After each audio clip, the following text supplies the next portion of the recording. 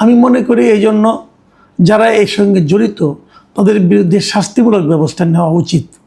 এবং যে কথাটা আপনারা বলেছেন তার সঙ্গে কিন্তু আমি দ্বিমত পোষণ করছি না, যে ওটা না করে এখন উনি ওই কিছু মহিলা দেখেছেন, ওটা দেখে যারা উনি যে শাস্তিমূলক ব্যবস্থা নিয়েছেন, এটাও কিন্তু আমি ঠিক মনে করি। যদি আপনি বলছেন যে শাক দিয়ে মাছ ঢাকা, আচ্ছা ধরা যাক মেট্রো রেলের নিচে যেটা হয়েছে ওটা কোনো অ্যাকশন নিলেন না, ওটার অ্যাকশন না নিলে কি অন্য কোনোটার ব্যাপারে অ্যাকশন নিতে পারবেন না? সেভাবে ভাবেন। এবং ওই অ্যাকশন নেওয়া তো কোনো ক্ষতি হয়েছে? তাও তো হয়নি।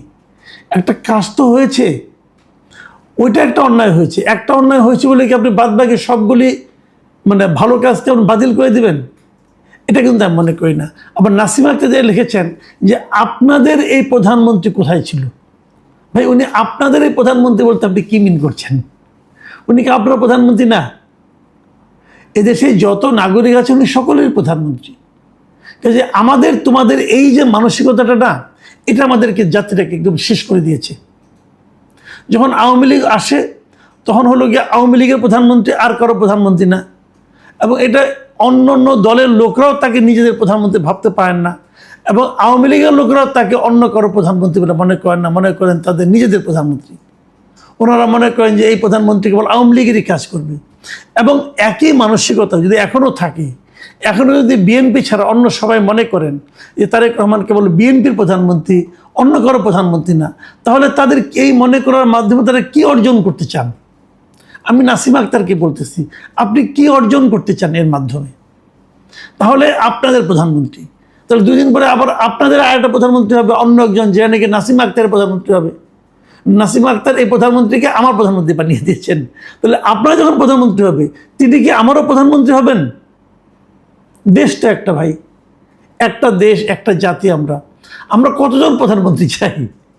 জামাতের একজন প্রধানমন্ত্রী, এনসিপির একজন প্রধানমন্ত্রী, বিএনপির একজন প্রধানমন্ত্রী, আমরা কত প্রধানমন্ত্রী চাই? আবার আওয়ামী লীগের একজন প্রধানমন্ত্রী তো ছিল অনেকদিন।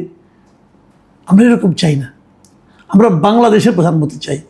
এবং সেই প্রধানমন্ত্রী যখন যে ভুল করবে, যে কথাটা আমার পছন্দ না হবে, তার যে কাজটা আমরা ভালো না লাগবে, আমরা সেটা সমালোচনা করব, যেটা ভালো লাগবে তার প্রশংসা করব। আমি কিন্তু এতে কোনো সমস্যা দেখি না। আমার মনে হয় যে আমাদের দৃষ্টিভঙ্গিতে এতটুকু উদারতা আসা উচিত। সুমন কাজী লিখেছেন 1,12,000 টাকা গরুর চামড়া 100 টাকায় বিক্রি করেছি। একই রকম আরেকটা কমেন্ট পড়ি। ডিটি বাংলা নিউজ লিখেছেন বাংলাদেশের চামড়ার দাম নেই, অথচ চামড়ার জুতা কিনতে গেলে 1500 থেকে 3000 টাকার নিচে কোনো চামড়ার জুতা পাওয়া যায় না। এই দুঃখ কার কাছে বলবো? ভাই এই যে দুজনের লিখছেন চামড়া নিয়ে, আমি কিন্তু এই কথাটাই বলার চেষ্টা করেছি যে চামড়াজাত পণ্য যত আছে সব কিছুর দাম বাড়তেছে। কেবল তাই না, যে কোনো পণ্য আজকের থেকে 15 বছর 10 বছর আগে যে পণ্যের যা দাম ছিল, যে কোনো পণ্য আপনি দেখেন, কাপড়, তারপরে আপনার যে কোনো একটা তৈজসপত্র, খাদ্যদ্রব্য, শাকসবজি, মাছ মাংস, যত কিছু আছে, গরু ছাগল, সব কিছুর দাম আজকে থেকে 15 বছর আগে যা ছিল তার 2 গুণ 3 গুণ পর্যন্ত হয়ে গেছে। একটা মাত্র জিনিসের দাম প্রতি বছর আগের বছর হচ্ছে কমতেছে, সেটা হলো কোরবানির গরুর চামড়া, খাসির চামড়া, এগুলোর দাম কমতেছে। কেন? এই প্রশ্নের জবাব কেউ দিতে পারবে কিনা আমি জানি না। সারা দুনিয়াতে কিন্তু এই একই দৃশ্য না, চামড়াজাত পণ্যের দাম বাড়তি। আপনি যদি একটা চামড়ার মানিব্যাগ কিনতে চান, চামড়ার বেল্ট কিনতে চান, চামড়ার যে কোনো কিছু কিনতে চান, আপনাকে যে দাম চাওয়া হবে আজকে থেকে 10 বছর আগে যে দাম ছিল তার 3 গুণ 4 গুণ পর্যন্ত হবে। তাহলে সেই পণ্যের যে র মেটেরিয়াল চামড়া, সেটার দাম কেন কমে? এই ব্যাখ্যা আমি মনে করি সমাজ এই রাষ্ট্রের কাছে চাইতেই পারে। আমরা অপেক্ষা করব যে রাষ্ট্র সরকার কি এই জবাবটা দেয়। এমডি আসিরউদ্দিন লিখেছেন ধন্যবাদ মাসুদ কামাল ভাইকে সুন্দর আলোচনার জন্য। আমি মনে করি এভাবে গঠনমূলক আলোচনা করলে কর্তৃপক্ষের টনক নড়বে এবং আপনার আলোচনা শুনে তারা যদি প্রয়োজনীয় ব্যবস্থা গ্রহণ করে তাহলে দেশ এগিয়ে যাবে। মাননীয় প্রধানমন্ত্রীকে অন্তর থেকে শ্রদ্ধা নিবেদন করছি, তবে শুধুমাত্র ওনাকে বের হলে হবে না, ওনার মন্ত্রীদেরকেও বের হতে বাধ্য করতে হবে। এই ধরনেরই আরেকটা কমেন্ট আছে, সেটাও পড়ি। হেরিটেজ বিডি লিখেছেন, ধন্যবাদ কামাল ভাইকে সত্যকে তুলে ধরার জন্য। ভালোকে ভালো বলার মধ্যে কোনো চাটিকারিতা নেই। যশীর বট বাহিনী ও মোদিপুত্রদের এসব ভালো নাও লাগতে পারে, ওরা তির্যক মন্তব্যও করতে পারে। আর যশীর বট বাহিনী তো অর্ধশিক্ষিত, ওদের জিজ্ঞাসা করুন নির্বাচনের পর ঝাড়ু হাতে সাদা শকুন এখন কোথায়। মানে মোদ্দা কথা হলো, এই দুইজন দর্শক যে কমেন্টে যা বলতে চেয়েছেন তা হলো, প্রধানমন্ত্রী যদি ভালো কিছু করেন তার প্রশংসা করা, অথবা সরকার যদি ভালো কিছু করে তার প্রশংসা করাটা আসলে এটার মধ্যে কোনো চাটুকারিতা নেই। আমি নিজেও তাই মনে করি। একটা মানুষের সব ভালো হতে পারে না, আবার একটা মানুষের সব খারাপ সেটাও হতে পারে না। যারা সরকারে যাবে তাদের সব সিদ্ধান্তই খারাপ, এটা হতে পারে না।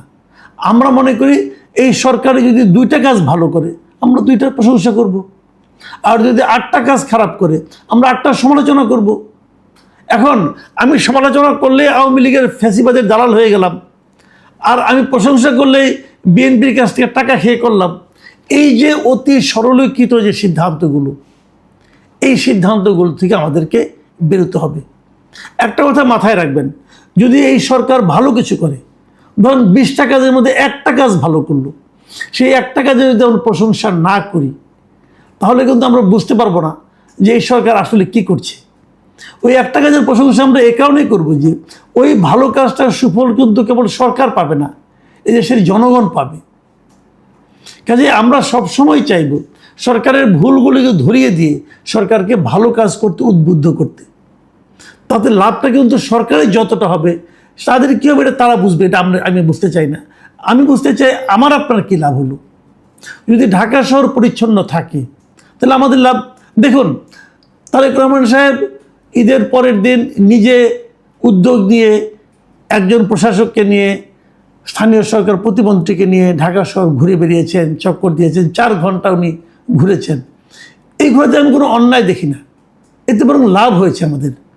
আগামীতে দেখবেন ঈদের সময় তারা ভাববে এইবার বোধহয় আবার বেরোবেন, তাদের মধ্যে একটা ভয় কাজ করবে, একটা তাগিদ কাজ করবে। আমি মনে করি এটি ইতিবাচক। আবার দেখুন বিপরীত দিকে, এই সরকার সেই উত্তরা মেট্রো স্টেশনের নিচে গরুর হাট বসিয়ে পুরা লাগিয়ে গান্ধা করে ফেলেছেন। এই জন্য আমরা সরকারের সমালোচনা করব। এখানে কিন্তু আমার সরকার তোমার সরকার করতে কিছু নাই, সরকার সবারই। আমরা সরকারের কাছ থেকে সবসময় সর্বোত্তম আচরণটা আশা করব। যেখানে পাবো ধন্যবাদ জানাবো, প্রশংসা করব, যেখানে পাবো না সেখানে সমালোচনা করব। এটাই আমাদের কাজ। আমি এখন শেষ মন্তব্যটা পড়তে চাচ্ছি। এটা লিখেছেন মুক্তাঞ্চল, ছদ্মনাম, বুঝতেই পারছেন উনি কি লিখেছেন, একটু সিরিয়াসলি শুনবেন। ধরেন আপনি একটি বাড়ির কর্তা, সেই বাড়িতে 100 জন লোক আছে, 50 জনকে আপনি একটি ঘরে আটকে রেখেছেন। অন্য 50 জনের খুশির জন্য এলোমেলোভাবে নানাবিধ কাজ করেছেন। আপনিও যদিও তাদের নিরাপত্তার ক্ষেত্রে ব্যর্থ, তাহলে কি আপনাকে ভালো বলবো? দেখুন, এই যে কথাটা উনি বলেছেন, উনি আসলে কি অর্থে বলেছেন এটা নিশ্চয়ই বুঝতে আপনাদের সমস্যা হচ্ছে না। তবু আমি আরেকটু বলি, ওনার কথাটা কিন্তু খুবই গুরুত্বপূর্ণ। এদেশের মানে উনি সংখ্যাটা বলেছেন 50, সেটা আমি হয়তো 50, 51, 52, আমি এই লাইনে যাচ্ছি না। কিন্তু আমি এটা বলবো যে একটা বিপুল সংখ্যক লোক কিন্তু এই দেশে বর্তমানে 2য় শ্রেণীর নাগরিক হিসেবে জীবনযাপন করছেন, এতে কোনো সন্দেহ নেই। যারা একসময় আওয়ামী লীগ করতেন, যারা আওয়ামী লীগের কোনো না কোনো পদে ছিলেন অথবা আওয়ামী লীগকে সমর্থন করতেন, যারা প্রকাশ্যে আওয়ামী লীগের সমর্থক ছিলেন, তাদের বলতে গেলে আমার বিবেচনায় এই দেশে তারা এখন 2nd ক্লাস সিটিজেন হয়ে আছেন। তারা প্রকাশ্যে ব্যবসা বাণিজ্য করতে পারছেন না, তারা কোনো একটা কথা বলতে পারতেছেন না, তারা তাদের বিশ্বাসের কথা উচ্চারণ করতে পারছেন না। এবং এদেরকে আপনি এইভাবে রেখে আপনি অন্যদের জন্য যদি হাজারো কাজ করেন, সেই কাজটাকে আপনার পূর্ণাঙ্গ ভালো বলা যাবে না। আমি এই যিনি লিখেছেন, এই মন্তব্যটা করেছেন, আমি তার মন্তব্যকে খুবই গুরুত্ব দিচ্ছি। প্রিয় দর্শক, আমার ধারণা আপনারাও এই মন্তব্যের অন্তর্নিহিত অর্থ সঙ্গে একমত হবেন। প্রিয় দর্শক, আজকে মোটামুটি মানে অত বেশি কমেন্ট আমি পড়লাম না, কারণ আমি সবগুলো কমেন্ট নিয়ে কিছু না কিছু আলাপ করার চেষ্টা করলাম। আপনারা ভালো থাকবেন। আমি চেষ্টা করব একদিন পর পর আবার এ ধরনের দর্শকের কথা নিয়ে আপনাদের সামনে হাজির হতে। সবাই ভালো থাকবেন। আল্লাহ হাফেজ।